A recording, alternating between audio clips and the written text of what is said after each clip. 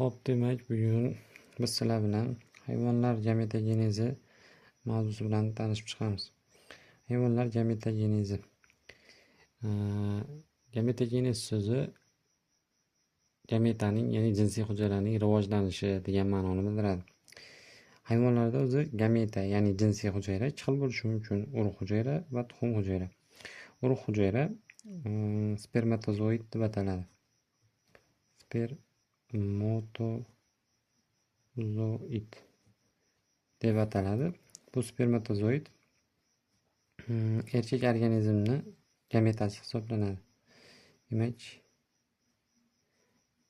erkak organizm gametasi deb qo'ydik. Tuxum hujayra esa urug'chi organizmni yoki ayol organizmni gametasi hisoblanadi.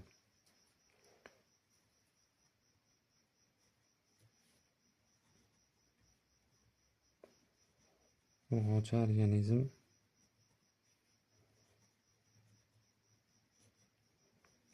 gametasi. Xo'p, endi mana shu hayvonlar gametasi bo'lgan spermatozoid va tuxum hujayraning rivojlanishini birgalikda ko'rib chiqamiz. Birinchi bo'lib spermatozoidni rivojlanish jarayonini ko'rib chiqamiz. Spermatozoidni rivojlanish jarayonini spermatogenez deb ataymiz. Demak, spermatogenez deb yozib qo'ydik. Yana spermatogenez jarayoni birinchi bosqich ko'payish davri. Ko'payish davrida birlamchi jinsiy hujayra bo'ladi. Buni xromosoma to'plami 2n bo'ladi. 3n to'plamli hujayramiz mitoz usulida bo'linib ko'p miqdorda hujayralarni hosil qiladi. E'tibor beraylik. Bo'linish usuli mitoz usulida ketyapti. Mitoz usulida bo'linadigan bo'lsa hujayra, uni xromosoma to'plami o'zgarmaydi. Shuning uchun ham hosil bo'ladigan hujayralarda ham xromosoma to'plami 2n gacha qolaveradi. Demak, 2n, 2n, 2n va hokazo. Endi spermatogenez jarayoni ko'payish davridagi mana shu hujayralarning o'zini nomi bor. Esimizda saqlab qolishimiz kerak. Uni biz spermatogoniy deb ataymiz. Demak, mana shu hujayrani nomi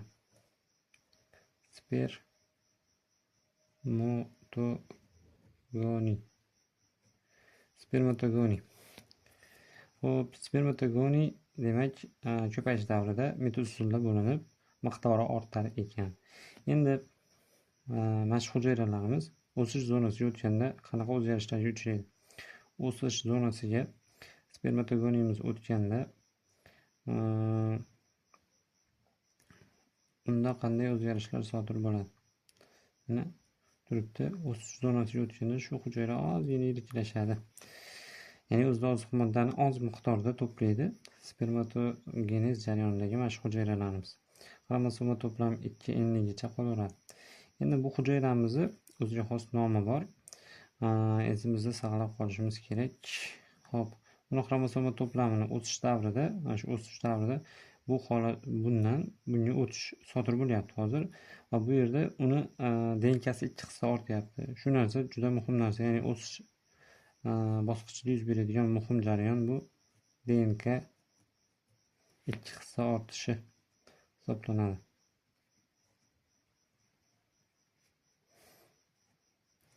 DNK 2 hissa ortishi, ya'ni DNK reduplikatsiyasi aynan shu ikkinchi bosqich hisoblangan o'sish davrida yuz beryapti. Endi mana shu o'sish davrida DNK 2 hissa ortganligi uchun hujayralar xromosoma to'plami 2n 4s holatiga o'tib qoladi. Demak, o'sish davridagi hujayralar xromosoma to'plami 2n 4s bo'lar ekan. Endi yetilish zonasiga o'tganimizda, yetilish zonasida mana shu 2n 4s xromosoma to'plamiga ega bo'lgan hujayramiz meyoz usulida bo'linadi. Meyoz usulida bo'linadigan bo'lsa, bilamizki, meyoz 2 bosqichli bo'linishlardan iborat bo'ladi. Mana shu hujayramiz meyoz bo'linadigan bo'lsa,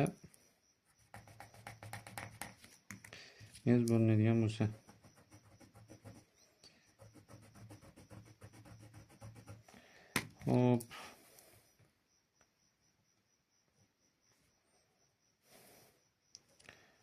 to'rtta hujayra hosil qiladi oxirida. Ketma-ket 2 marta meyoz bo'linish natijasida meyoz bo'linishda ichida o'zi 2 ta bo'linish bo'ladi. Shu bo'linishlar natijasida mana 4 ta hujayra hosil bo'lyapti. Xo'p, 2 hujayradan mana 4 ta hujayralar hosil bo'lyapti. Endi yetilish zonasiga endi kirgan mana shu hujayraning o'zining nomi bor. Shuni bilib olishimiz kerak. Juda muhim narsa. Birlamchi spermatotsit hisoblanadi. Ya'ni birlamchi tartib yoki birinchi tartib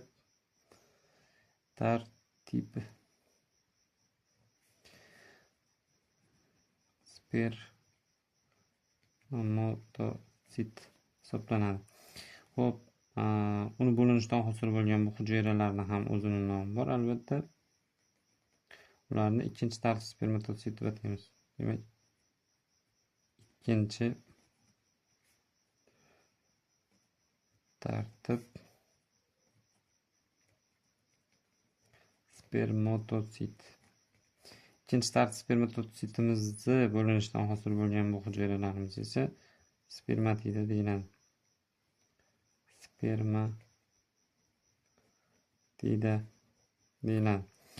Xo'p, hozir birinchi tartib spermatotitimizni xromosoma to'plami albatta keyin to'g'risi bo'laveradi. Endi ikkinchi tartib spermatotitlarimiz meyoz bo'lindi. Meyoz bo'linishda faqat birinchi bosqich, ya'ni reduksion bo'lindi xolos. Telefaza 1da, meyoz telefaza 1 davrida xromosoma to'plam N2S bo'ladi.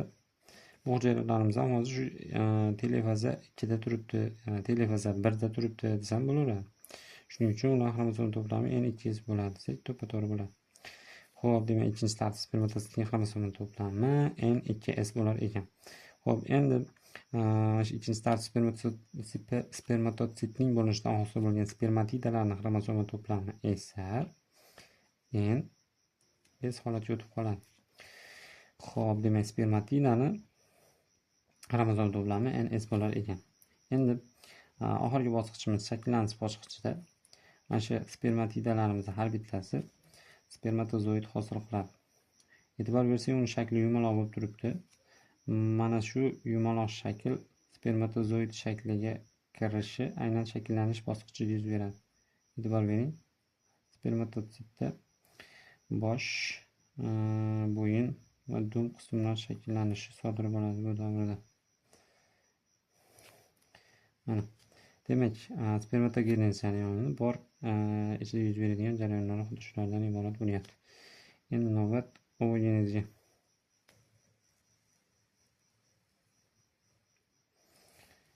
Endi mana shu hujayraning o'zining nomini ham aytib o'tib ketaylik. Albatta endi spermatozoid bo'ldi. Shu hujayralarni qo'rqmasdan spermatozoid desak bo'laveradi. Mana xromosoma to'plami spermatidaning singari NS bo'lyapti. Endi ikkinchi turdagi gametamiz, ya'ni tuxum hujayraning rivojlanish jarayonini ko'rib chiqamiz. Tuxum hujayraning rivojlanish jarayonini ovogenez deb ataymiz. Ovogenez. Spermatogenez va ovogenez birinchi bosqich ko'payish davri bir xil amalga oshiriladi. Ya'ni keyin to'plamli birlamchi jinsiy hujayralarimiz yoki boshlang'ich jinsiy hujayralarimiz mitoz usulida bo'linib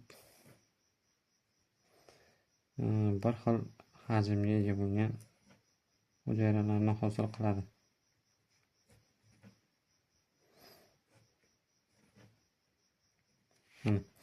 Va bu hujayralarimiz endi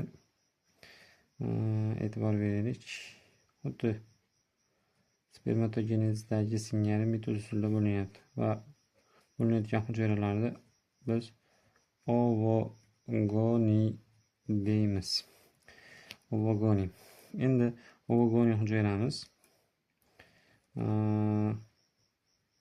mana shu hozir o'sish davri, ko'payish davrida turibdi deydigan bo'lsak, ko'payish davridan o'sish davriga o'tganda u o'sadi haqiqiy ma'noda. Ya'ni o'sish davrida o'sish kerak hujayra. Aynan tuxum hujayrani, ya'ni ovogenezda xuddi shu o'sishda haqiqiy ko'rinishini ko'rishimiz mumkin. Ya'ni o'sish davrida mana shu hujayralarimiz haqiqiy o'sadi. Demak, ovogenez jarayonida ovogonilar yoki birlamchi tuxum hujayralar, birlamchi jinsiy hujayralar yiriklashadi.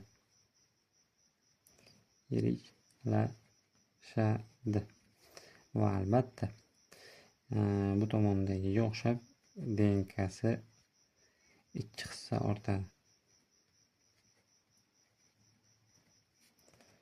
2 hissa ortadi. Xo'p, demak o'sish jarayonida yuz beradigan asosiy jarayonlar o'tishlardan iborat bo'lyapti. Endi o'sish bosqichida turgan hujayramiz keyingi bosqichga o'tadi. Hozir bu hujayramiz yetilish bosqichiga o'tdi.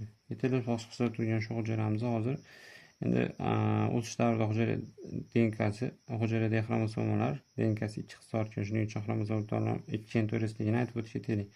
Endi bu hujayramizda ya'ni yetilish zonasida turgan boshdagi hujayramizda ham xromosom to'plami albatta 2 to'ris bo'ladi. Endi buni nomini ham aytib o'tish kerak. Buni endi birinchi tartib ovotsit deb ataymiz. Demak, birinchi tartib ovotsit. Hop, birinchi tartib ovotsitimiz yetilish davrida meyoz bo'linadi. Meyoz bo'linishimiz notekis usulda bo'ladi. E'tibor bering. Bitta birinchi tartib ovotsit meyoz bo'linadigan bo'lsa, noteng, ya'ni bir-biriga teng bo'lmagan ikkita haploid to'plangan hujayra hosil bo'ladi. Va bu hosil bo'lgan hujayralarni biz ikkinchi tartib ovotsit deymiz. Ikkinchi tartib ovotsit. Ikkinchi tartib ovotsitlarimiz ham bo'linadi. Ikkinchi tartib ovotsitlarimiz bo'linganda bitta hujayradan bitta yirik, bitta kichik hujayra hosil bo'ladi. Hop. Ikkinchi hujayramiz bo'lsa, ikkita mayda hujayra hosil qiladi. E'tibor bering. Bitta birinchi tartib ovotsit bo'linganda ikkinchi tartib ovotsit hosil bo'lyapti. Va umumiy olganda bitta birinchi tartib ovotsit bo'linganda bitta yirik, 3 ta mayda hujayra hosil bo'lyapti. Endi mana shu yirik hujayrani biz qo'rqmasdan aytishimiz mumkin tuxum hujayra deb. Tuxum hujayra deyishimiz mumkin ekan. Endi mana bu uchala mayda hujayralar esa yo'naltiruvchi tanlachalar deb ataladi. Yo'naltiruvchi tanlacha deb atalyapti. Endi birinchi tartib ovotsit xromosoma to'plami albatta 2 to'ris bo'ladi, chunki u hozirgi DNKsi 2 hissa ortdi deb aytib o'tish kerak buni. Endi birinchi tartib ovotsitni bo'linishidan hosil bo'lgan ikkinchi tartib ovotsitlarimiz xromosoma to'plami esa N2S bo'lib qoladi. E'tibor bering, 2 to'ris 2N, bunga N bo'lib alohida bo'lib o'tdi. 4S bo'lsa, bunga 2S, bunga 2S bo'lib o'tdi. Demak, hozir mana shu ikkala hujayralarning xromosom to'plamlari N2S dan ekan. Hop, endi tuxum hujayrani ham va yo'naltiruvchi tanlachalarning ham xromosoma to'plami albatta NS holatda bo'laveradi. NS holatda bo'laveradi. Xo'p, endi ko'pincha o'z aslida oogenezning 4-chi shakllanish bosqichi yo'q deb aytiladi. Lekin organizm kitoblarimiz yozib o'tib ketgan. Xo'p, shakllanish bosqichi oogenezda mavjud bo'ladi va unda nima sodir bo'ladi? Qo'shimcha qobiq bilan o'ralish sodir bo'ladi. E'tibor bering, mana N to'plamli tuxum hujayramiz shunday turibdi. Unda qo'shimcha qobiq hosil bo'lib qolyapti. Yozib qo'yamiz. Shakllanish bosqichida qo'shimcha qobiq hosil bo'ladi. Ana. Demak, shu tariqa oogenez jarayonini ham ko'rib chiqdik. Xo'p, hozir bu yerda juda ham muhim ma'lumotlar mavjud bo'lyapti. Shu ma'lumotlarning nimalarligini aytib o'tib ketaylik. alohida belgilab o'tib ketamiz. Demak, spermatogenezda ko'payish davrida turgan hujayralar spermatogoniy deyilar ekan. Ularning xromosoma to'plami mitoz bo'linishidan oldin bo'lsa 2n to'g'risi bo'laveradi. Mitoz bo'linib bo'lgan bo'lsa 2n ikkisi bo'laveradi. Ya'ni ko'payish davrida hujayralar 2n ikkisi ham 2n to'g'risi ham bo'lishi mumkin va eng muhimi hozir 2nligiga e'tibor berishimiz kerak. Har bittasida 2n turibdi mana. Xo'p, endi ko'payish davrida turgan shu spermatogenlarimiz o'sish davriga o'tganda denkasi 2 hissa ortyapti. Denka 2 hissa ortdi. Shuning uchun ularda xromosom to'plami aniq 2n to'g'risi bo'lib qoladi. Endi mana shu 2n to'g'risi to'plamga ega bo'lgan hujayralarimiz yetilish davriga o'tadi. Yetilish davriga o'tganda bu hujayralar birinchi tartib spermatotsit deb ataladi va ular xromosom to'plami 2n to'g'risi bo'lyapti. Demak, birinchi tartib spermatotsit hali meyoz bo'lingan yo'q. Endi meyoz bo'linadi. Meyoz bo'linadigan bo'lsa, mana shu birinchi tartib spermatotsitimizdan ikkinchi tartib spermatotsit hosil bo'ladi. Ikkinchi tartib spermatotsit demak meyoz bo'linishda reduksion bo'linishini boshdan o'tkazgan hujayra bo'lar ekan. Va uni xromosoma to'plami n 2s bo'lar ekan. Endi ikkinchi tartib spermatotsitlarimiz meyozning ikkinchi bo'linishi hisoblangan ekvator bo'linishida boshdan o'tkazgandan so'ng uni nomi endi mana shu ikkinchi tartib spermatotsit bo'linishidan hosil bo'lgan hujayralarning nomi ya'ni spermatida deyiladi. E'tibor bering, spermatida. Ikkinchi tartib spermatotsit bo'linsa spermatida hosil bo'ladi. Ikkinchi tartib spermatotsitning o'zining xromosoma to'plamiga ham e'tibor berib qo'yaylik. n 2s bo'lyapti. Spermatidani esa ns bo'lyapti. Shu tariqa yetilish bosqichi tugadi. Yetilish bosqichida yuz berayotgan bo'linish usulining meyoz ekanligiga alohida e'tibor berib qo'yaylik. Demak, meyoz bo'linish sodir bo'lar ekan yetilish bosqichida. Hop, yetilish bosqichida meyoz bo'linib bo'lgan hujayralarimiz spermatida deyilyapti. Bu spermatidalarimiz spermatogenezning 4-bosqichi hisoblangan shakllanishda shakl oladi. Ya'ni bosh, bo'yin, dum qismlariga ega bo'ladi. E'tibor beraylik, spermatozoidlarning xromosom to'plami hozir ns holatda turibdi. Endi ovogenez jarayoniga o'tamiz. Ovogenez jarayonidagi ko'payish zonasida turgan hujayralar ovogeniylar deb ataladi. Ovogeniylar mitoz usulida bo'linib, ko'p miqdorda hujayralarni hosil qiladi. Endi ko'payish davrida demak, o'z moniga mos ravishda ko'payapti hujayralar. Keyingi zonamiz o'sish davriga o'tganda tom monida mana shu ovogeniylarimiz o'zida zaxira oziq modda to'plash hisobidan yiriklashadi. Va muhim narsa, denkasi 2 hissa ortadi yana. Ya'ni mitoz bo'linishidan so'ng xromosoma to'plami 2n 2s bo'lib qoladi. O'sish zonasiga o'tganda mana shu 2n 2s'imiz denkasi 2 hissa ortish hisobidan 2n to'g'risi holatiga o'tib qolyapti. Xo'p, endi yetilish zonasiga o'tamiz. Yetilish zonasida turgan bu hujayramiz birinchi tartib ovotsit deyilyapti. Birinchi tartib ovotsit. Yetilish zonasida meyoz bo'lingan yo'q. Bu birinchi tartib ovotsit hali uni xromosoma to'plami 2n to'g'risi bo'lyapti. Birinchi tartib ovotsitlarimiz bo'linganda bitta yirik, bitta kichik ikkinchi tartib ovotsit hosil bo'lar ekan. Ikkinchi tartib ovotsitlarning xromosoma to'plami n 2s bo'lmoqda. Ikkinchi tartib ovotsitlarimiz bo'linishi natijasida bitta yirik tuxum hujayra hosil bo'lyapti va 3 ta mayda yo'naltiruvchi tanacha hosil bo'lyapti. Endi mana shu tuxum hujayramizda ham, yo'naltiruvchi tanachalarimizda ham hammasining xromosoma to'plami n s ekanligini mana ko'rib turibmiz. ns bo'lyapti, chunki ular meyoz bo'linishdan hosil bo'lyapti.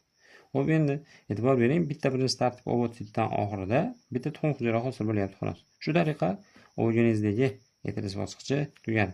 Shakllanish bosqichida tuxum hujayramiz qo'shimcha qobiq bilan o'ralish sodir bo'ladi. Endi bu qo'shimcha qobiq bilan o'ralish ham hamma hayvonlarda yuz beravermaydi. Bu asosan qushlarda, reptiliyalarda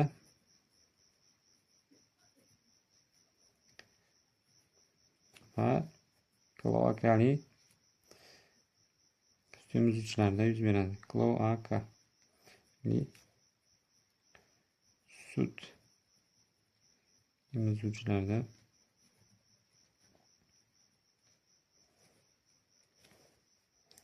yuz berar ekan qo'shimcha qobiq bilan o'ralish. Demak, shu bilan hayvonlardagi gametogenez mavzusini o'z yakuniga yetkazdik. E'tiboringiz uchun rahmat.